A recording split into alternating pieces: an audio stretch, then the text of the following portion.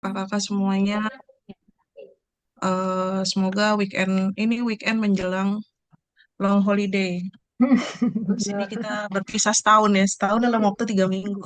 Betul betul. Oke, ya, sebenarnya kalau boleh jujur untuk mengkonten gitu ya, selama ini saya kontennya itu hanya ditujukan untuk apa ya, untuk archiving memories aja sih gitu. Jadi maksudnya untuk bukan sebagai benar-benar publishing gitu. Tapi kalau misalnya nanti teman-teman dan saya awalnya berniat untuk apa, dokumentasi segala macam dokumentasi kegiatan itu adalah untuk mengarsipkan kegiatan dan memori lah gitu kan. Karena pengalaman eh, sebentar ya.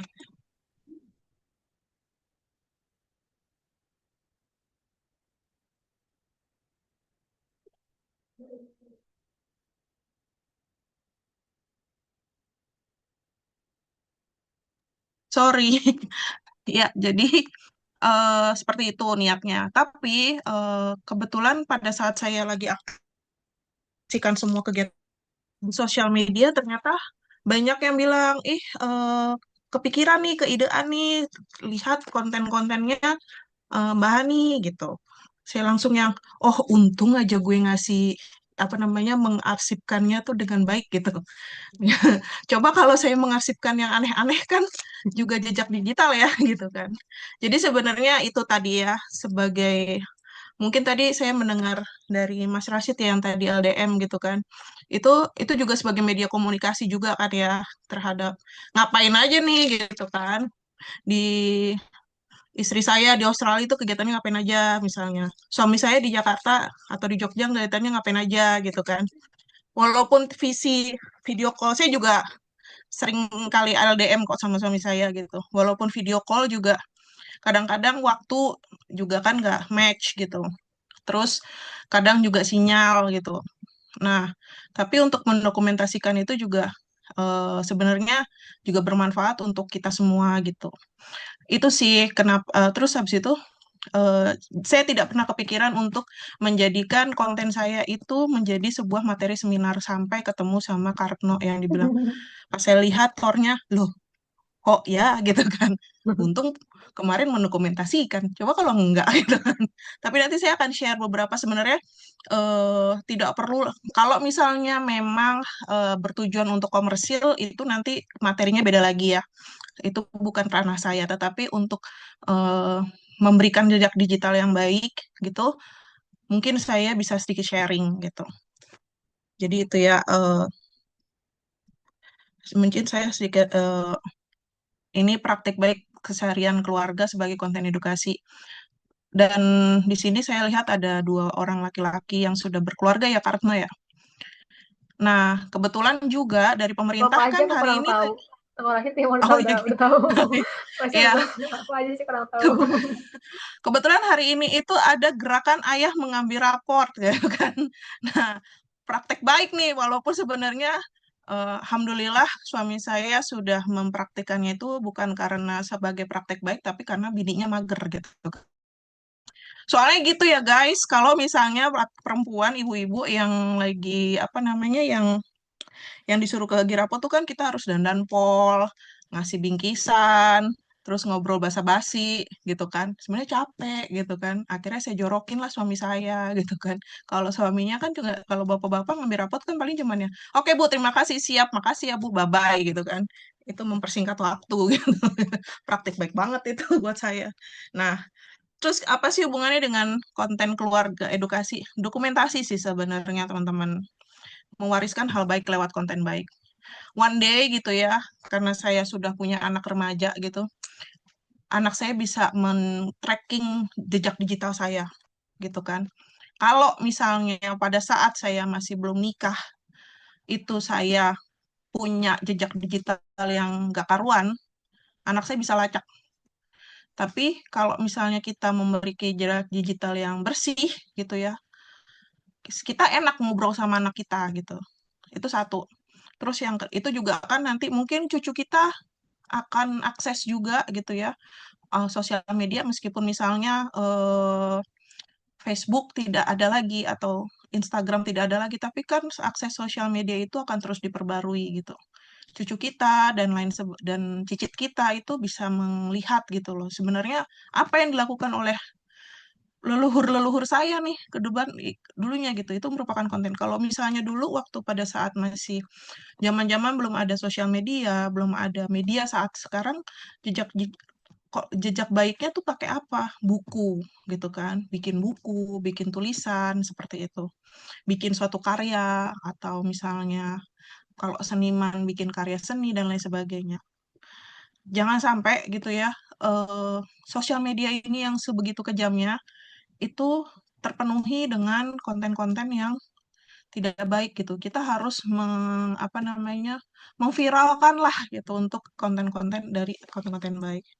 Dan ini kebetulan materi ini saya sudah berikan risetnya juga ya, gitu. Ini saya ambil juga riset-riset jurnal gitu. Mengapa menciptakan konten edukasi harus menciptakan konten edukasi di media sosial. Jadi ini bukan sekedar ngomongan ngedabrus kalau misalnya Wong Jowo bilangnya, tapi juga ini berdasarkan dari riset jurnal ya. Pergeseran sumber informasi keluarga modern mencari tips pengasuhan melalui platform visual gitu. Lawan konten negatif seperti tadi saya bilang di tengah dunia sosial media yang super kejam dengan banyak konten-konten yang tidak baik. Kenapa sih kita tidak menyeimbangkan dengan konten baik gitu kan? Nah, narasi positif, mendidik gitu ya, komunitas pendukung membangun jejaring orang tua dan yang support yang apa membangun support system secara daring gitu. Mungkin ada yang nggak sempet buat ikutan seminar parenting gitu ya, buat inian. Saya sendiri pribadi pun dalam penelitian saya ketika saya kuliah gitu ya, itu juga ketika saya kuliah, ketika saya memberi apa namanya untuk saya memberikan materi itu juga dari sosial media gitu saya dapatnya. Jadi kenapa enggak kita bombardir dengan konten baik gitu loh kalau konten negatif untuk menyeimbangkan konten negatif yang ada di luar sana gitu ya. Terus pola asuh digital aktif yang melibatkan orang tua secara aktif berinteraksi dengan anak saat mereka menggunakan perangkat digital seperti menonton video pendidikan bersama atau bermain game digital cenderung meningkatkan keterampilan kognitif anak, tetapi kadang-kadang dapat mengakibatkan berkurangnya sosialisasi fisik. Nah, di sini memang ada keterbatasannya gitu ya, yakni berkurangnya sosialisasi fisik gitu. Kalau dulu kita sosialisasinya dengan main bola, bentengan, main gundu gitu kan. Nah, mereka main game online gitu. Dan kenapa kita sebagai yang dewasa harus bikin konten-konten baik, konten ini kadang-kadang saya atau juga melek media deh, melek sosial media. Kadang saya mendapatkan pertanyaan-pertanyaan ajaib dari anak-anak saya atau dari mahasiswa saya atau dari murid-murid saya gitu ya. Itu saya nggak bisa jawab gitu. Kan nggak mungkin anak zaman sekarang kita bilang, Mama, kita lahir dari mana sih? Dari daun gitu kan nggak mungkin. Itu saya dari kecil udah bilang, yuk kita Google bareng yuk gitu. Saya juga nggak mungkin bisa untuk anak umur 5 tahun gitu bilangnya eh, lahir dari pervaginam, ada yang sesarian gitu kan nggak mungkin pakai bahasa-bahasa medis gitu. Tetapi kita sederhanakannya gimana juga nggak ngerti. Nah, itu kita butuh konten dari pihak ketiga, pengetahuan dari pihak ketiga untuk memberitahukan kita bagaimana menjelaskan bayi lahirnya dari mana, tetapi dengan bahasa anak-anak, tapi tidak ngebohongin gitu. Nah, itu kan butuhnya dari konten digital. Kalau nggak ada konten-konten kayak gitu tuh, gimana kita gitu kan? Ngasih taunya masa mau sampai detik ini anak kita bilang bayi lahir dari daun kan nggak mungkin gitu. Mau nanya guru biologi juga susah gitu. Kebetulan ini guru biologi bukan karena mau nanya guru biologi juga susah gitu kan. Dari mana ya? Even ya sereceh mungkin gini. Tapi kan aku nggak punya kepedean Kak mau gini nih nggak perlu punya pengetahuan yang bombastis, fantastis dan lain sebagainya. Saya pernah ngecek apa namanya nyari di YouTube tutorial cara mengupas buah kesemek. Saking saya nggak tahu gimana caranya. Konten receh itu sangat dibutuhkan teman-teman. Nah ini untuk yang cowok-cowok nih yang bapak-bapak, mungkin kalau ibu-ibu banyak ya. cara masak MPASI misalnya, atau untuk yang perempuan yang belum menikah bagaimana mengupgrade skill lalalalala. Bapak-bapak yang udah nikah dan yang belum nikah, tahu nggak? Kadang kita kan di sini generasi fatherless ya, gitu ya. Ada yang anak yatim aktif sama yatim pasif gitu, ya kan? Nah, yang yatim-yatim aktif dan yatim pasif ini nggak tahu cara pakai dasi gimana. Bikin aja tutorial cara pakai dasi gimana. Bagaimana sih kalau misalnya kita mau interview nih ke orang, pakaiannya kayak apa? Itu penting loh, serius. Dibilang, ih receh banget. Tapi penting, serius, beneran. Nggak kepikiran kan kalau orang di luar sana itu ternyata banyak yang nggak ngerti gitu. Terus abis itu juga ada juga yang saya menarik, ini receh tapi unik tapi sebenarnya bermanfaat. Tutorial ke fast food masing-masing. Dan itu ternyata terbukti sangat amat bermanfaat buat orang daerah. Kita mungkin nggak sadar ya nih yang kerja apa yang tinggal di kota besar nih, tahu ada Hokben, ada Burger King, ada Pizza Hut, ada lalalalala. Kita kayak gitu doang, masa pesan nggak bisa sih? We never know di pedalaman sana ada yang nggak tahu loh. Misalnya nih datang nih, saya punya mahasiswa saya itu dari Papua. Dia kayak awkward bagaimana caranya, dia nggak ngerti caranya buka G Drive. Dia malu untuk nanya ke teman-temannya karena teman-temannya itu anak Jakarta semua. Nanya ke saya sebagai dosennya juga kan, ih, gue yakin nih gue nanya ke dosen gue tentang bagaimana cara buka G Drive. Takut dimarahin, takut malu. Akhirnya apa? Buka tutorial kan teman-teman. Kalau kita nggak ngasih tutorial di YouTube, temen saya, mahasiswa saya nggak selamat ini. Perkara ngupload doang, ngupload file dari Word ke G Drive itu dia nggak ngerti. Dan dia terbantu dengan tutorial gitu. Jadi yang simpel-simpel aja. Kalau misalnya saya kan bukan lulusan psikologi, saya kan bukan guru matematika, saya bukan pakar parenting, nggak perlu gitu. Bahkan yang cowok-cowok juga ya, yang anak-anak ke SMP, SMA, ada loh yang nggak bisa nyuci piring manual ya, bukan pakai washing machine loh. Manual yang pakai spons itu, tahu kan? Nah, itu gimana caranya? Tutorial ngucek, nggak tahu. Itu penting juga kan, ngucek gimana caranya. Tahu Kak, kalau dulu saya pribadi, saya tahu tuh ngucek yang pakai papan itu tahu dong. Ada yang pernah ngalamin nggak sih? Apa gue doang yang miskin ya? Ya itu. Itu tuh kalau misalnya kita mati lampu, habis udah tuh nggak bisa pakai mesin cuci. Masa mau mau nungguin mati lampu seminggu gitu, terus mau nggak mau kan skill itu dibutuhkan kan untuk ngucek begitu. Ngucek di atas papan yang bulat-bulat. Gimana sih? Ngerti ya? Semoga ini gen milenial semua. Ya setidaknya gen deso lah gitu. Itu ada loh gitu. Tutorial misalnya ngiket, tahu kan kalau misalnya ngiket paket gitu, ngelotip paket ya sesimpel itu gitu. Sesimpel-simpel itu, jadi nggak perlu mikirin yang bombastis, fantastis, harus bagaimana, nggak usah. Simpel-simpel aja. Kayak nanti saya juga punya konten-konten saya juga simpel-simpel aja gitu. Bagaimana cara main congklak, bagaimana teknik bermain eh, benteng, itu juga bisa gitu ya. Nah, kenapa sih orang tua zaman sekarang malah milih sosial media untuk belajar parentingnya? Ini dari jurnal ya, Jurnal Ilmu Komunikasi dan Media Sosial. Jadi di sini dia jurnalnya mengambil dari Rensia Sanfira sebagai referensi. Jadi konten-konten itu tuh dipenting. Pertama, untuk memutus mata rantai ketidaktahuan. Kita kan dari generasi boomers ya, yang generasi yang memang ya cuman beliau saja yang jadi role modelnya. Kita ini, gue doang kali milenial. Ya itu ya saya doang kali ya. Itu adalah terutama saya itu adalah jembatan dari yang boomer sama yang modern banget nih. Saya ngalamin nyuci di kucek sampai nyuci yang mesin satu pintu gitu kan, mesin cuci satu pintu. Nah, tapi yang misalnya mostly teman-teman ini kayaknya Gen Z semua ya. Yang Gen Z ini nggak ngerti tuh caranya begini begini begini begini. Nah, itu diputus dengan adanya konten-konten ini gitu. Kita nggak mungkin kan ngasih tahu ke anak-anak lagi kayak tadi ngasih tahu anak tuh keluar dari, ya udahlah misalnya ya itu bapak ibumu nikah ketemu langsung hamil mama, itu udah nggak make sense di anak zaman sekarang, di anak-anak saya ya itu masa sih begitu doang. Nah, saya harus menjelaskan reproduksi vulgar itu kan sangat sulit ya, gitu kan.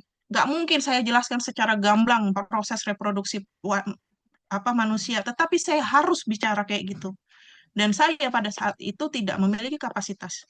Ada orang-orang di luar sana yang memiliki kapasitas untuk memberikan penjelasan secara edukatif dengan bahasa anak-anak, dengan bahasa medis yang tidak vulgar, tetapi pesannya nyampe untuk sex education. Nah, ini contohnya seperti ini nih, gitu. Ini contoh aja karena di jurnal ya. Saya, Nggak boleh. nah, Boleh. karena sentuhan-sentuhan, Nggak saya boleh. kasih tahu gitu kan. Ngasih Boleh. Nggak boleh. Nggak boleh. Jadi kadang-kadang anak juga kalau dikasih Nggak tahu, boleh. masa sih mah? Nggak Nggak boleh. boleh. Masa sih nggak ini? Boleh. Banyak nanya. Terus akhirnya kita bingung. Nih anak nanya mulu, ya udah sodorin aja sosial kontennya gitu. Itu cara tersimpel menghindari debat, biar kita juga nggak teriak-teriak ke anak, anak juga nggak panik, anak juga nggak ini, anak juga paham gitu. Kalau saya pribadi, saya ngasih tahu ke anak-anak, ini bukan mama aja loh yang ngomong, ini ada ahlinya yang ngomong. Nih, tunjukin. Anak saya butuh banget proof dia. Ini beneran mama doang yang ngomong, apa emang bener? Ini, saya dari mulai umur anak saya bisa bicara dan anak saya menanyakan banyak hal, itu saya sudah mulai melatih mereka untuk, ini yang ngomong bukan mama doang, ini ada pakarnya yang bicara. Ini ada orang yang ahlinya yang bicara gitu. Saya membiasakan mereka untuk bertanya langsung kepada ahlinya kalau saya kenal ya sama orangnya. Kalau saya nggak kenal ya udah saya kasih aja konten-konten seperti ini. Dan orang-orang dengan ini membantu. Kalau misalnya teman-teman nanti bikin akan membantu lagi gitu. Seperti itu. Nah, kita contoh seperti ini ya. Kalau misalnya teman-teman mau bikin eh, konten gitu. Pertama kalau meniatan dulu, bentar. Kalau niatnya pengen bikin nih, gimana caranya? Contoh nih medianya apa saja ya, boleh terserah. Aduh kok tipis banget, bentar. Medianya terserah. Mungkin nggak bisa pede di layar kaca gitu ya, mukanya nggak apa-apa. Saya juga nggak konten nggak pernah pakai di muka gitu. Lalu nih misalnya kita ya, gitu nih kita. Lalu keahlian kita apa? Oh ini digital parenting. Ganti misalnya kita punya keahliannya apa ya? Kalau saya konten edukasi, pembuatan alat aja, pembuatan bahan ajar. Kalau dulu ya, kalau sekarang saya lebih ke review buku. Saya lagi senang review buku gitu. Nah, nanti di sini ganti lagi. Ini apa aja review bukunya? Nah, contoh apa saja pembuatan bahan ajar untuk anak usia dini, untuk anak SD, untuk anak ABK, macam-macam untuk anak SMP misalnya. Gitu. Jadi kita bikin aja apa namanya brainstormingnya untuk diri kita sendiri. Boleh kayak gitu. Contohnya kalau saya lebih seringnya upload itu di IG karena kan IG nggak perlu saya mukanya kelihatan ya gitu. Karena saya juga upload secara spontanitas aja gitu. Misalnya, ih kayaknya nih keren nih foto, terus baru kasih narasi segala macam gitu. Nah, ini semuanya bisa kita bikin, bisa nanti teman-teman manfaatkan lah. Memanfaatkan apa? Oh, misalnya TikTok apa IG atau sekarang apa ya? Iya kan TikTok, IG. Terus misalnya mau ngeblok misalnya pakai Medium ya boleh gitu. Mau lebih advance lagi YouTube ya boleh, terserah gitu. Kalau saya pribadi saya kan milihnya pakainya yang ini ya. Gitu. Saya lebih senang nulis ketimbang harus ngoceh di depan kamera gitu.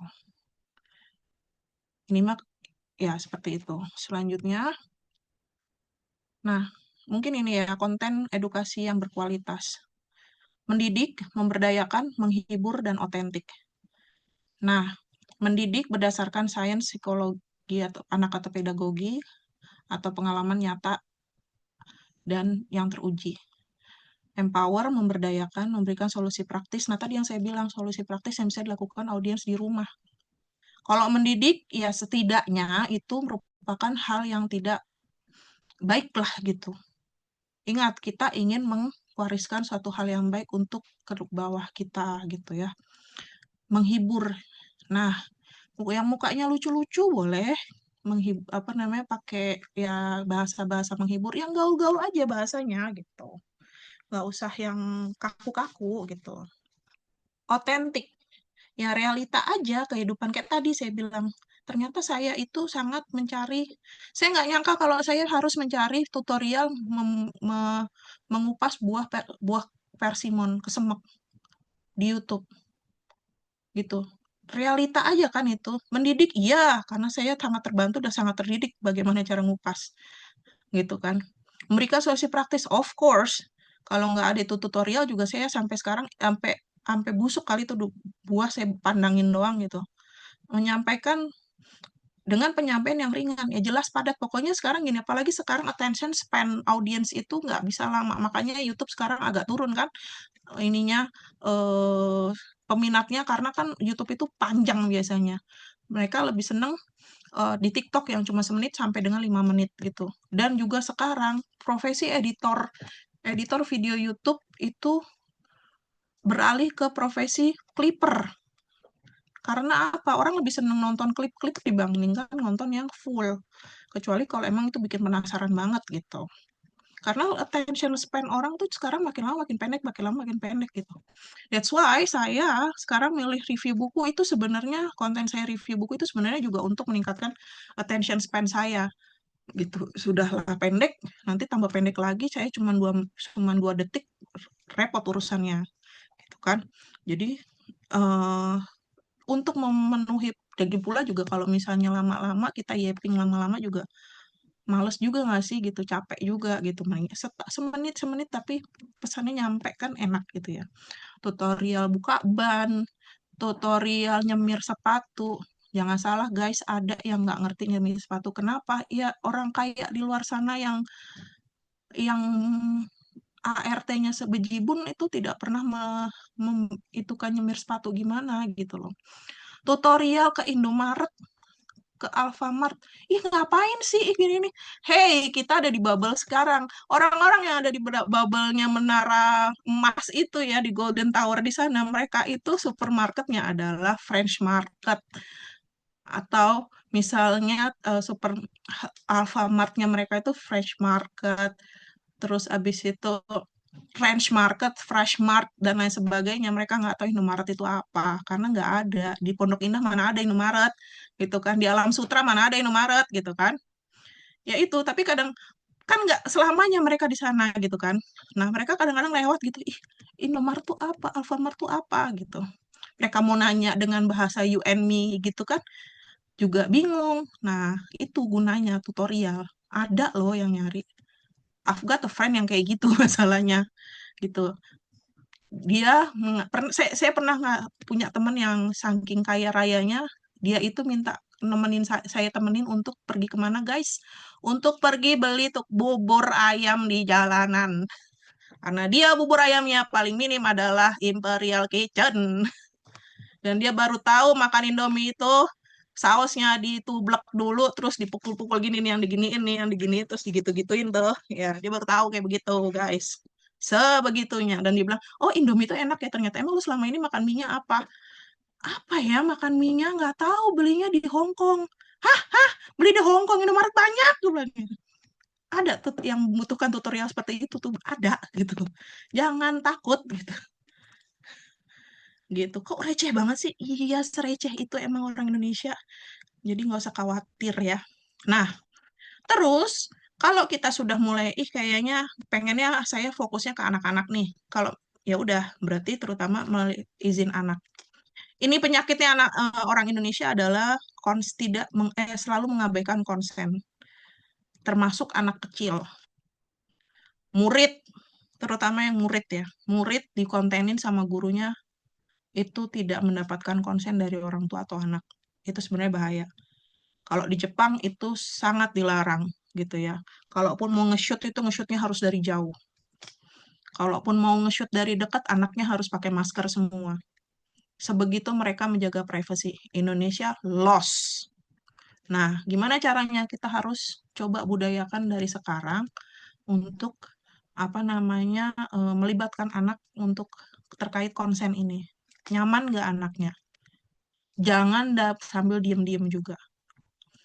Permisi ya, papa, ayah, kakak, tante mau nge-shoot kamu boleh nggak? Ini tujuannya untuk begini, begini, begini.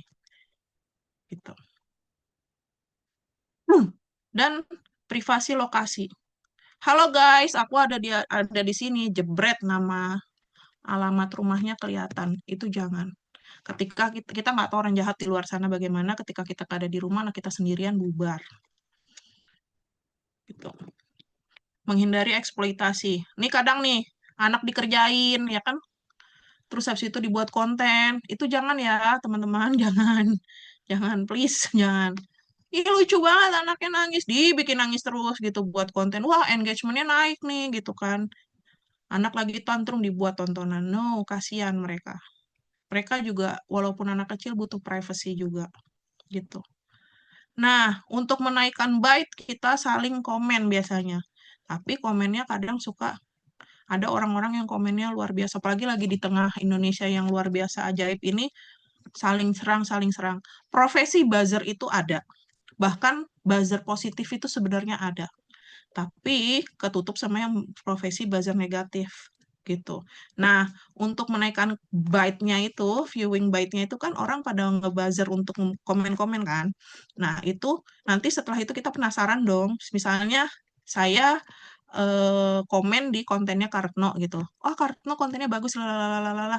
Terus Kak Rashid atau Kak Iqmah ngeliat, ih siapa nih yang ngasih komen kok keren banget. Nah, kliklah profil saya. Akhirnya baca kan profil saya, baca ngeliat konten-konten saya. Nah, itu kan sebenarnya untuk juga menaikkan saya punya akun kan, gitu. Selain juga saya menaikkan akunnya Kartno. Nah, supaya gampang gimana caranya orang masuk ke akun saya, itu cuman dua, menjadi paling baik atau menjadi paling jahat sekalian, gitu.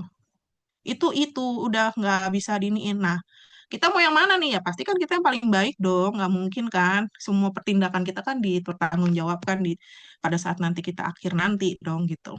Jadi jangan hanya karena biar orang-orang pada kepo sama akun kita, kita spamming komentar-komentar yang aneh-aneh ke seluruh konten yang ada. Jangan.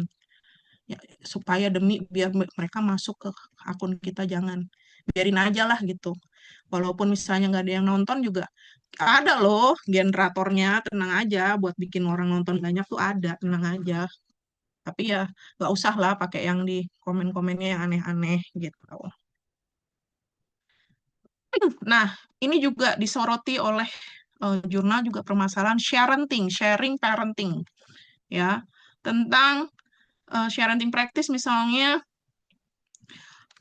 expose child illness medical condition in detail. Misalnya anak memiliki penyakit kanker gitu. Untuk konten edukasinya boleh, misalnya anak saya kanker stadium berapa, pengobatannya singkat gini gini gini gini itu diperbolehkan, tetapi data medical record tidak boleh dicantumkan. Karena apa? Itu permanen medical imprint. Takutnya nanti ada yang memanipulasi. Expose identity. Saya nggak tahu ada apa dengan tren di sosial media thread.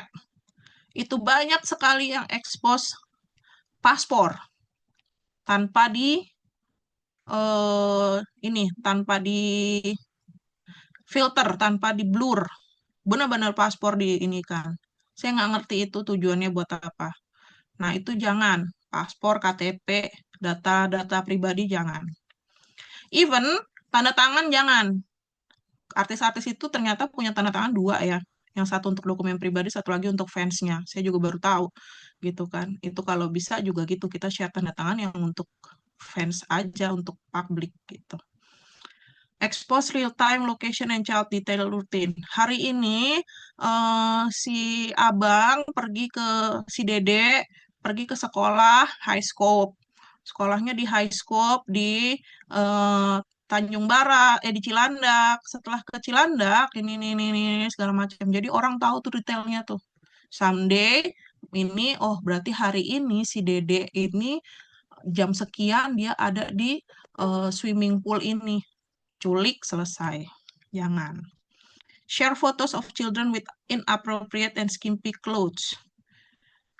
Yang suka ngasih, kecuali memang kebutuhan iklan ya, anak cuma dikasihin pampers doang. Terus di foto kemana-mana. Lucu sih lucu, tapi kan ajarkan aurat dong ya, gitu. Sejauh mana sih, walaupun misalnya anak perempuan nggak jilbaban, setidaknya badannya tertutup. Ya, pakaiin celana, gitu.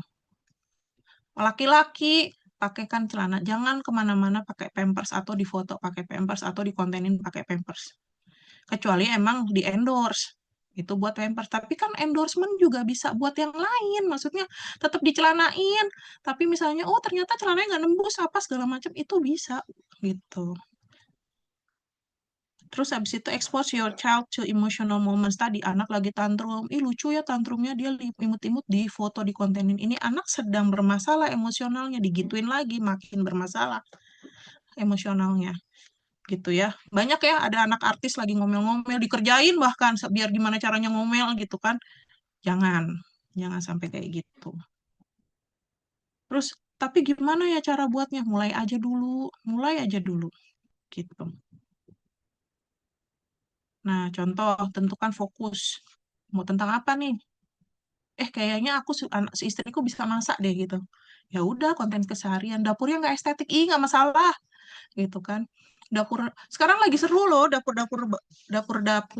apa desa gitu ya yang apa namanya masaknya masih pakai kayu bakar itu malah justru jadi tontonan.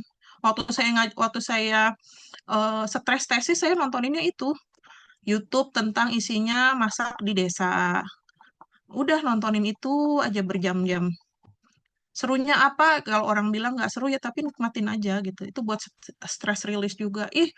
Rumah saya nggak kece. Saya pernah ngelihat ada konten yang rumahnya emang cuman dari ini, tapi bersih rapi banget gitu. Saya akhirnya kepikiran bahwa, oh iya ya, ternyata bukan bukan rumah rapi bukan perkara dia bagus bertembok apa segala macam. Emang kitanya aja kalau emang males mah males gitu kan. Jadi kalau emang rajin mah rajin, oh itu orangnya emang rajin gitu. Ternyata rumah dengan sederhana gitu bisa enak dilihat kalau emang rapih gitu. Itu aja. Jadi terus gunakan storytelling. Nah, mulailah dengan masalah yang dihadapi, berikan proses, lalu tutup dengan solusi. Jangan masalahnya doang terus ditinggal ya. Terus habis itu visual yang nyaman. Ini kalau misalnya pakai memutuskan untuk mengkonten live, maksudnya mengkonten yang video gitu ya. Tapi kalau misalnya foto ya udah carilah properti-properti estetik. Saya biasanya kalau lagi nongkrong di kafe saya bawa banyak karena saya lagi rajin konten tentang buku ya, saya bawa banyak buku-buku untuk di-review buat karena kafe kan bagus ya desainnya jadi properti kafe itu buat saya foto-foto buat buku-buku gitu nanti baru deh saya upload masing-masing satu-satu untuk pada saat saya lagi habis saya baca baru saya review gitu. Kalau saya IG ya. Kalau untuk IG saya pakai propertinya untuk buku-buku itu aja sih. Nah, ini contoh saya ya. Nah, interaksi aktif membalas komentar. Kalau ada orang komen dibalas ya, teman-teman. Gitu. Nah, ini contoh saya waktu konten saya IG. Nah, ini saya lagi konten tentang waktu itu anak saya umur 4 dan 3 dan 5 tahun. Jadi yang di tengah ini umur 3 tahun ini kan bagaimana cara waktu itu saya nggak apa namanya nulis aja nih biar ini yang menjadikan orang-orang di apa teman-teman saya yang seumuran saya katanya merasa terbantu dengan konten-konten seperti ini gitu. Ada idenya gitu. Oh, jurnal literasi, pohon literasi. Gimana cara meningkatkan literasi anak ya? Ya bikin aja tantangan 30 hari membaca. Baca apa aja yang kecil-kecil. Oh iya nanti mah aku pengen apelnya berwarna semua. Ya berarti harus baca semua gitu. Baca terus. Terus abis itu konten tentang ini. Aku nggak ngerti anakku gimana caranya biar baca, biar bisa lancar nulis. Ya udah bikin nih begini tulisannya. Terus ini jurnalnya, ini contoh ya. Nah, terus kalau misalnya, kayaknya aku punya waktu dan punya skill nih buat ngedit video gitu ya. Boleh, nih video saya sederhana sekali. Sebentar ya. Video saya sederhana banget. Itu sebenarnya buat archiving saya aja. Saya akan oh ya nih. Semoga ke Nah, ini contoh saya waktu itu dengan kamera yang luar biasa jelek, dengan editing yang seadanya, ya saya cuma pengen archive aja. Tapi lumayan lah, ada 17 subscribernya. Ini ketika masih pakai kain master yang gratisan. Nah,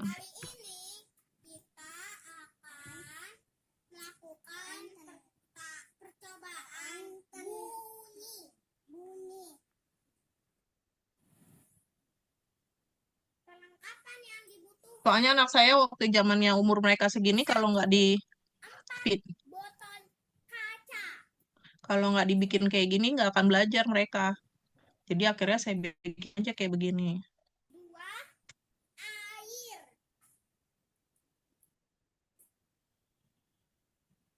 Tuh yang perempuan cuman karena baru umur 3 Airnya dikasih warna. baru umur 3 tahun yang bagian nunjuk-nunjuk aja.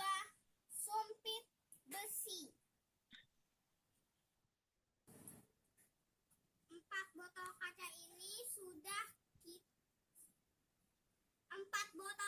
ini sudah kita isi dengan air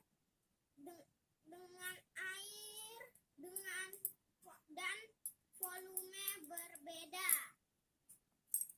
Volumenya betadin. Berbeda, isinya air betadin supaya berwarna. Sekarang kita tes bunyi.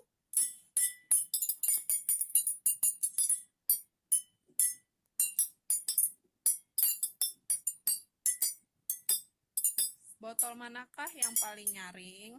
Botol ini. Lalu yang terakhirnya, Yang terakhir. yang ini gimana? Ini sedang. Kalau yang ini,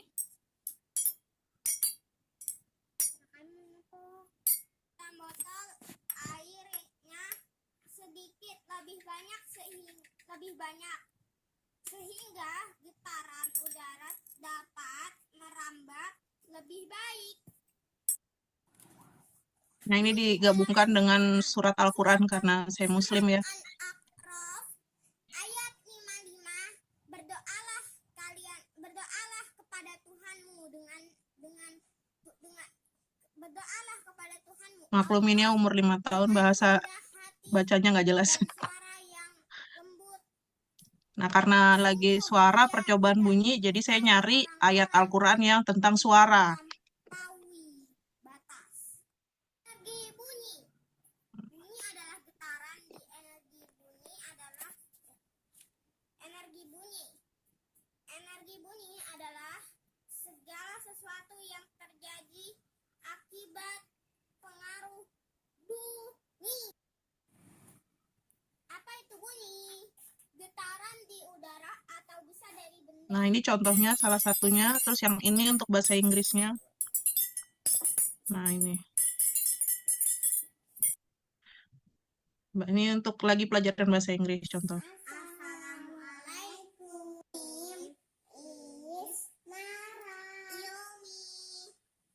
Contoh aja ya.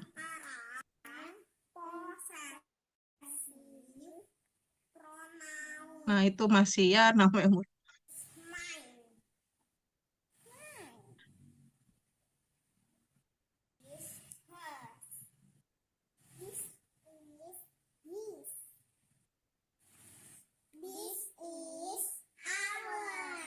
Nah, itu.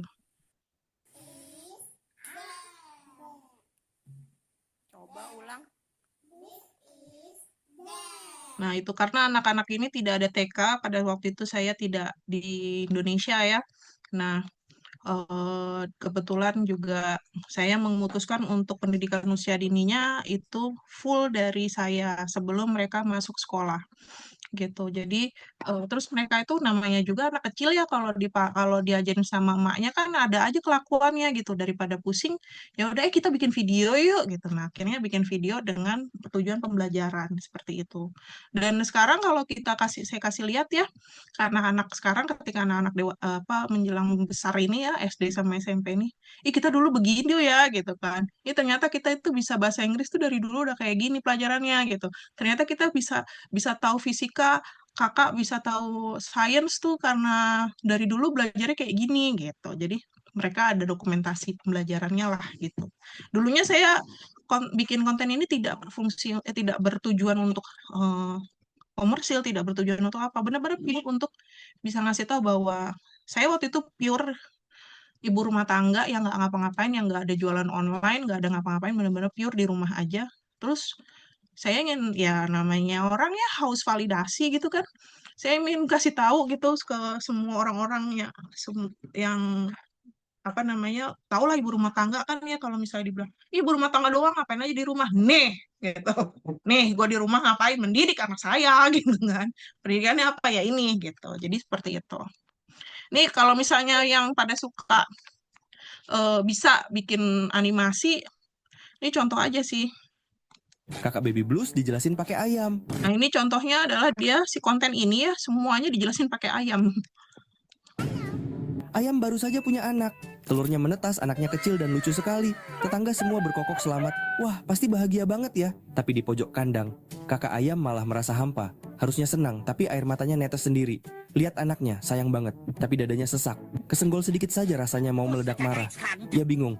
Apa aku ibu jahat karena pengen lari sebentar? Badannya lelah luar biasa. Ayam lain berbisik, kurang bersyukur. Padahal mereka nggak tahu, hormon kakaknya lagi berantakan kayak jerami kena badai. Burung bijak datang.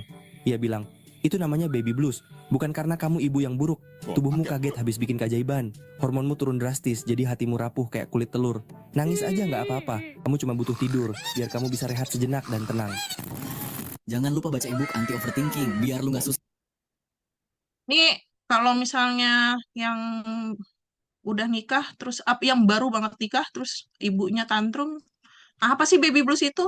Dijelasin dengan akademis gitu, baby blues adalah perubahan hormon yang terkait dengan blablabla, jelasin pakai jurnal, ngerti nggak?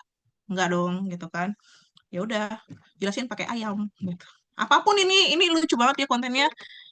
Oh, pakai ayam, cari aja. Semuanya dijelasin. ADHD dijelasin pakai ayam gitu kan. Anxiety dijelasin pakai ayam. Baby blues dijelasin pakai ayam. Ayam aja semua, nggak tahu dia peternak ayam kayaknya.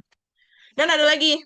Nah, ini juga konten simple yang bikin orang bule, dia jelasinnya pakai nyanyian. Kenapa sih kita harus turn off? Kita kalau naik pesawat kan harus mode airplane ya, atau turn off sekalian. Nah, ini kenapa? Nah, I am curious why we have to turn on airplane mode when flying.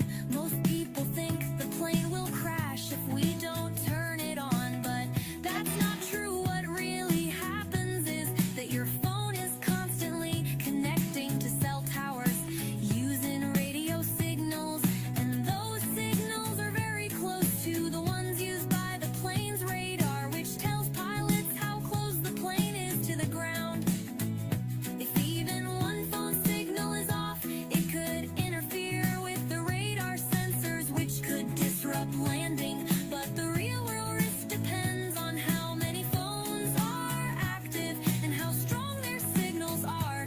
That's why flight attendants ask you to turn on airplane mode, because it stops the phone from sending cellular signals. All of this is to make sure the plane jadi dia semua dinyanyiin sama dia.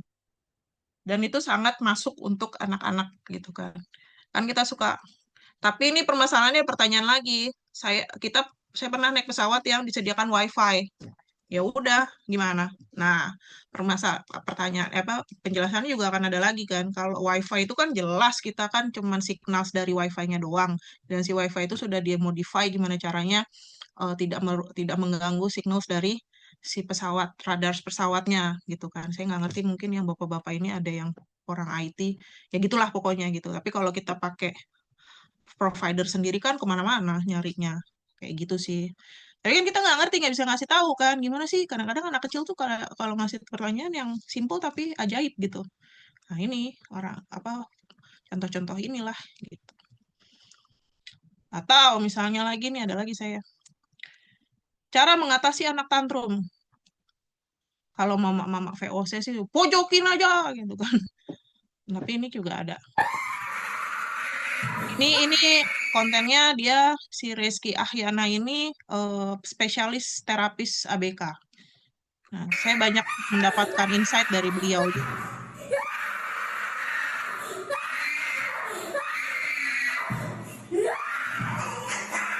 Ini banyak kakak-kakak yang belum tahu ya merasakan anaknya begini ya. Tapi sejujurnya mah ya, aslinya mah kalau anak begini mah saya juga ikutan nangis kok, tenang aja guys. Seserem ini ya punya anak ember. Serem ini punya anak banget. Gitu. Nangis aja nggak apa-apa. Nah ini ada lagi untuk sinyal-sinyal di tubuhmu.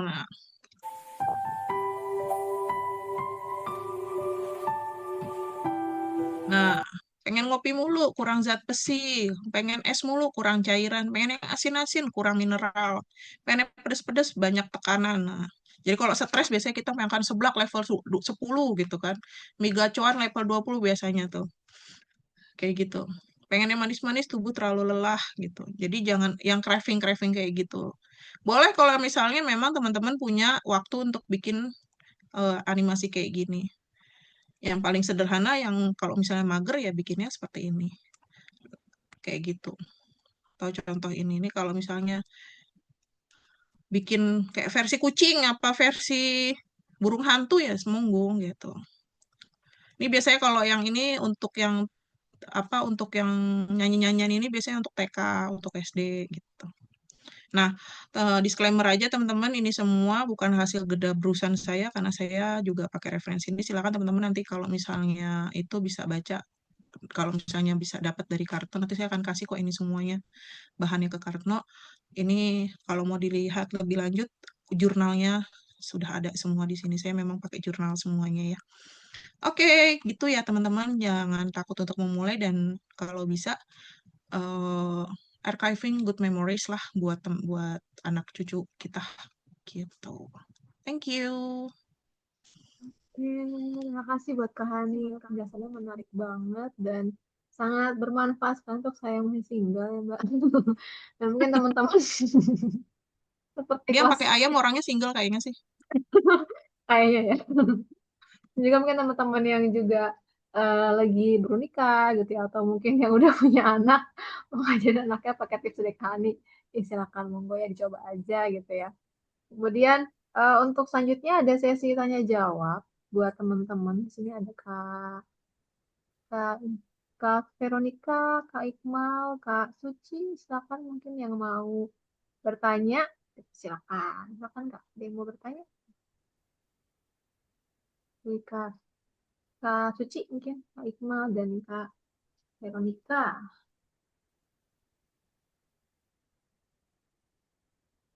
Ambil muter ayam lagi aja deh. Lucu banget soalnya ini beneran. Iya, lucu banget. Kakak Baby Blues dijelasin pakai ayam. Ayam baru saja punya anak. Telurnya menetas, anaknya kecil dan lucu sekali. Tetangga Boleh ya langsung sambil ketik aja di sini. Mungkin karena juga mau ada pertanyaan, banyak pertanyaan, boleh monggo. Sambil kita nonton ya? ayam. semua Iya, berkokok nonton selamat. ayam. Wah, pasti bahagia banget ya. Untuk Tapi di pojok konten kandang, parenting kakak ini Kak, kalau misalnya dari kakak nih, ini sebenarnya aku nih ngundang kakak waktu itu tuh karena temen-temen wah sebenarnya ngasih ide bukan aku, tapi temanku satu lagi, cuma dia udah keburu live ya, udah keburu resign dari kelas kami dan kita ya udah tanggung udah kali dia keluar. Ya udahlah, dan aku ingetnya kayaknya cocok banget buat Kak Hani dan berhubung aku sempat ada pembicaraan kita mau collabs dan aku kayaknya kok cocok ya buat Kak Hani, jadi ya aku nyampeinnya ngundangnya ke beliau dulu nih waktu Kak, kayaknya cocok buat kamu temanya. Dan itu di luar prediksi banget karena tadinya mau ngundang apa kok jadinya apa gitu ya, dan ini menarik banget sih karena ternyata menurutku sangat sangat sangat diperlukan untuk kita nih dan aku juga konten-konten seperti ini gitu. Apalagi kakak juga mungkin punya pandangan terus dia dari aspek secara psikologi gitu dan juga sebagai penulis dan kreator juga gitu sih. Nah kalau dari kakak sendiri nih, ini kan dulu siapa Ilmi ya sama siapa satu lagi tuh anakku ya, Nara. Nara ya udah gede banget sekarang ya. Itu tuh tantangan tersendirinya apa sih Kak waktu waktu ya ngasih tahu ke mereka gitu ya dengan ilmu yang seperti itu dan lain seperti itu. Kalau kita mungkin Apa ya diajarinnya tuh? sama orang tua adalah nggak diajarin sih sebenarnya, kita melihat orang tua itu sebagai orang yang serba tahu gitu kan. Hmm. Akhirnya otomatis saya sebagai orang tua kayak merasa gue harus tahu semua nih, jangan-jangan gitu kan. Itu beratnya itu. Dan qadarullah gitu dikaruniai dua anak yang luar biasa kritis, apa aja ditanya. Why should we do this? Why should we do that? Why should we do this? Why should we do that? Kenapa aku harus kayak gini? Kenapa aku harus kayak gitu? Kenapa aku harus sholat? Kenapa temanku nggak sholat gitu? Ada pernah satu kejadian adalah adek jilbaban tapi temennya adek yang Islam nggak jilbaban, matilah kita gitu kan. Mau ngomong apa gitu. Terus akhirnya saya nggak berkapasitas untuk itu. Akhirnya saya mencoba untuk tidak menjadi maha tahu, serba tahu gitu. Yuk kita cari bareng-bareng. Dari situ kita sebenarnya saya tuh manusia yang super duper amat sangat mager gitu. Kenapa saya seni daya mencari bareng-barang dengan sumber yang ini supaya someday saya berharap mereka bisa mencari sumbernya sendiri dengan mandiri gitu. Dan mereka tahu bagaimana cara mencarinya dan kemana gitu yang benar gitu. Jadi dari mereka kecil saya membiasakan untuk itu. Tantangannya itu sih karena saya dibesarkan oleh paradigma orang tua tuh harus serba tahu, harus ngasih tahu, harus pokoknya sumber primer adalah orang tua gitu. Sementara ternyata saya dihadapkan oleh anak yang semua mau tahu gitu dari hal yang kecil-kecil banget. Kenapa jarum harus tajam ya? Gitu. Dan kayak gitulah. Kenapa kenapa aku harus makan? Kenapa aku harus sholatnya 5 kali? Kenapa aku harus puasa temanku enggak gitu? Kenapa mataku belok, mata temanku sipit gitu? Kayak yang simpel-simpel gitu. Sementara kita kalau menjelasin panjang lebar gitu kan capek sendiri ya, Bo gitu. Nah, itu sebenarnya tantangannya gitu. Tantangannya adalah capek. Tapi kalau anak-anak kritis banget ya Kak. Mungkin dari teman-teman yang lain dari Rashid, Kak Veronica, Iqma, atau Mbak Suci mungkin mau menambahkan pertanyaan. Tadi yang udah nikah mungkin Yang udah nikah siapa Pak sambil nonton Aji ayam. ya? Kakak Baby Blues dijelasin pakai ayam. Ayam lagi. Aku mau nanya sih Mbak, kan kalau sekarang nih banyak konten kreator yang kayak eksploitasi anaknya gitu buat lucu-lucuan. Kayak Raffi Ahmad gitu kan, banyak banget eksploitasi anaknya buat konten-konten pribadi misalnya. Itu sebetulnya dibolehkan nggak sih? Oke. Ini sih, Mak, tadi dari sini, apakah sudah ada konsen dari anak tentang hal itu? Bahkan sampai ada kejadian si siapa? Saya wartawan Mambetura banget ya. Jadi ada gosip kejadiannya adalah si siapa? Rafathar. Itu sampai bilang saya nggak mau dikamerain lagi gitu kan. Sampai kayak gitu karena terlalu eksploitatif ke anak gitu. Sebenarnya nggak boleh. Jelas itu tidak boleh. Karena dia sampai ngamuk kayak gitu. Karena di luaran sana cuman artis Indonesia kok kayaknya yang mengeksploitasi anaknya gitu.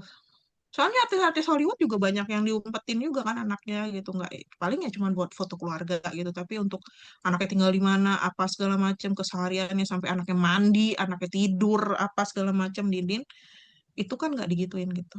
Dan keamanan sih, faktor keamanan itu luar biasa kan. Itu yang saya sangat memikirkan hal itu adalah saya tidak mau melibatkan anak saya, terutama misalnya kan kadang sekolah itu suka ada tuh eh, cantumkan tuibon, itu saya paling benci sama nyantumkan tuibon tuh, benci sebenci-bencinya karena apa? Tuibon itu kan nama sekolahnya ada, ya kan? Terus saya sebar, jebret, anak ketahuan anak saya sekolahnya di situ, gitu kan? Nah itu jadi apa namanya? Dan saya terutama kalau untuk yang cowok mungkin saya masih bisa eksploitasi ya mukanya gitu masih bisa saya iniin. Kalau yang cewek saya nggak terlalu ngasih eh inian.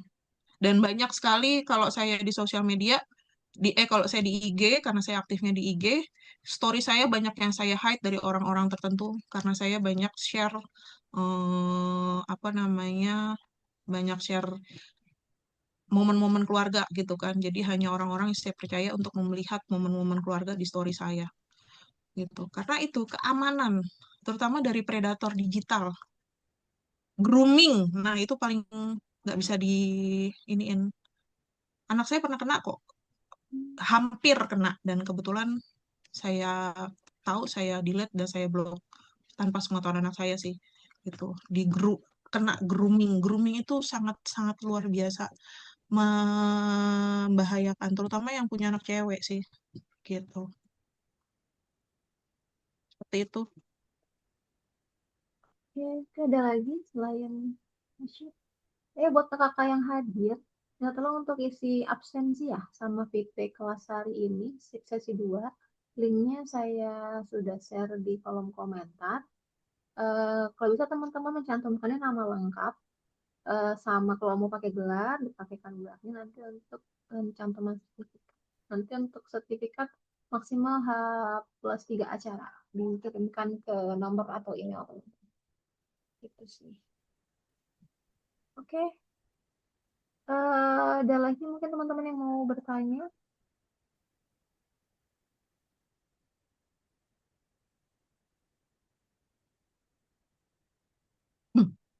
Kalau bisa juga jangan mengkonten di tempat pribadi gitu di kamar atau di kamar mandi atau di pokoknya tempat di rumah di dalam rumah tuh kalau bisa jangan itu. Saya kalau dilihat ini sebenarnya saya di mana tadi? Ini saya bukan di rumah, bukan di kamar. Nah, ini bukan ini di halaman. Jadi jangan sampai ruang pribadi itu kelihatan, ke expose. Kita nggak tahu predator di luar sana mungkin bisa menjadikan kamar itu fantasi buruk mereka gitu. Jadi kalau bisa ruang-ruang pribadi, ranah pribadi itu jangan gitu. Hmm.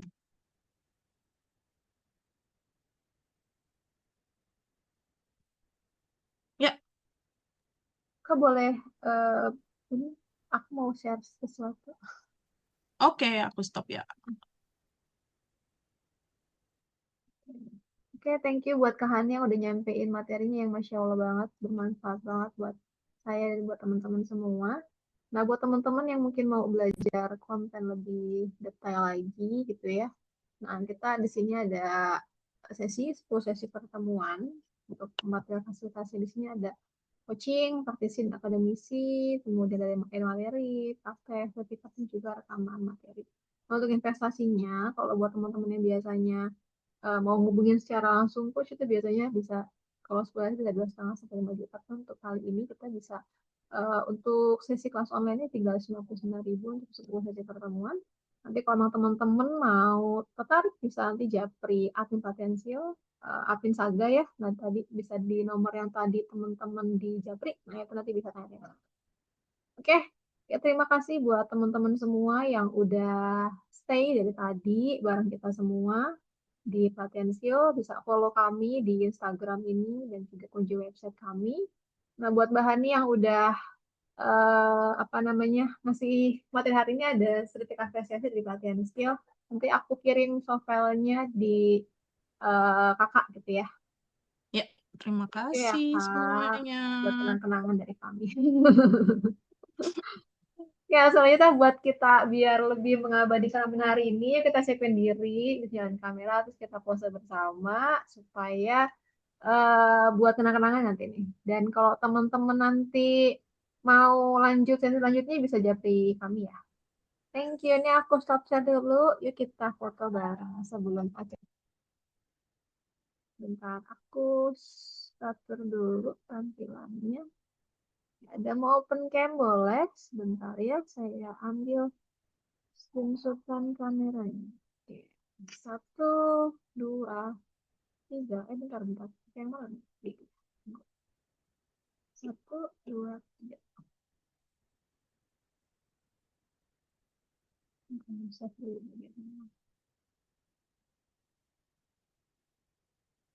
Ya, mungkin kita bisa sekali lagi. Buncis.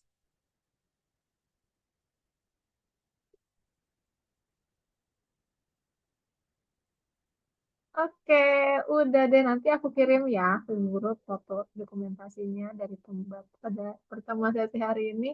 Oke, kalau misalnya selama pelaksanaan dari sesi 1 dan sesi 2 dari aku, Rashid dan juga Kak Hani ada kurang-kurangnya, kayak mohon maaf. Nanti kalau ada feedback-feedbacknya bisa di-share di absen itu, ya di absen itu biar ada feedback dan juga absen. Bisa masukkan untuk kami dan juga saran untuk kami ke depannya seperti apa, perbaikannya seperti apa. Semoga nanti next forum kita bisa bertemu kembali. Oke, sampai jumpa lagi di kelas berikutnya. See you next time. Wassalamualaikum warahmatullahi wabarakatuh. Selamat sore. Sampai jumpa lagi juga Kak Hani. Assalamualaikum. Salam.